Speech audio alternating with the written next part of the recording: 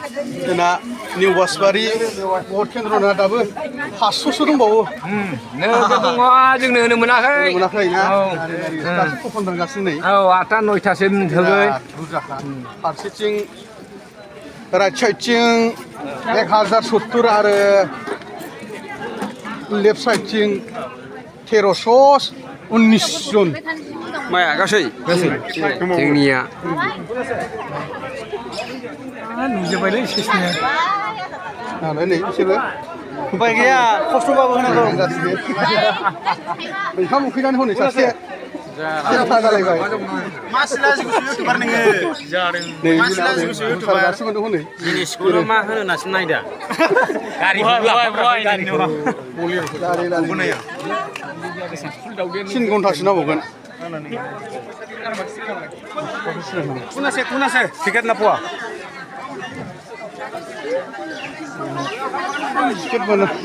मोनजोब्बाय बिसोरबो बाजैयाबो आरामसे बायफैबावदों बाजैया रागासिनो नै दसथानिफ्राय दंनो बाजैयाबो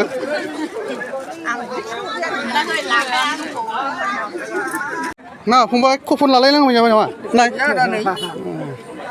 कपना खय नाम्बाराव मोनखो नायनांगोन सादावना बेसेबांसो बेना 6 नाम्बार हाब लाइन लानांबाय हनै अलसिया गोजाना बिसोरो खय नाम्बार नोंना खय नाम्बाराव फोरो 30 नाम्बार 30 नाम्बार 26 आंना 30 नाम्बार आंना 28 हाब लारि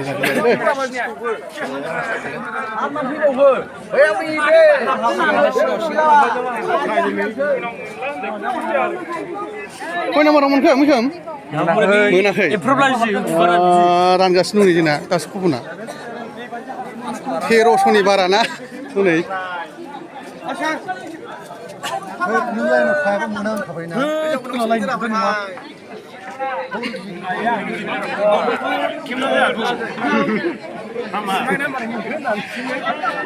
बिसोर 9टा 10टा नङाबाथ' होनो मोनखाला बिसोरो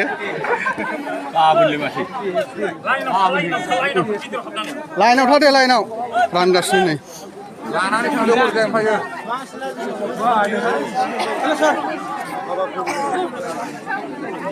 खय नाम्बाराव मोनखो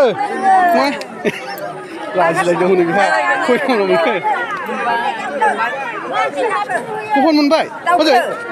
नोंहालाय नानियालाय मोनबाय खय नाम्बार 47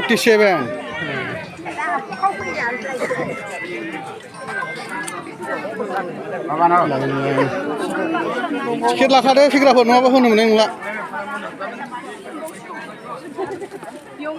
बिराद थुमथार नै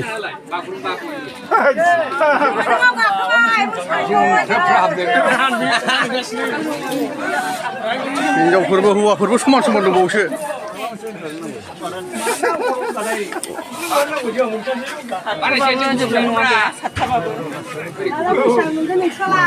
बेनो बाथारबाय बिसोर खयथानिफ्राय दं होनदों फंबाय नोङो 10:30 दंफैयो 10:30 5टा बारलायबाय ना 5टा बारबाय गाखोगासिनो दं नै 5टा बारबाय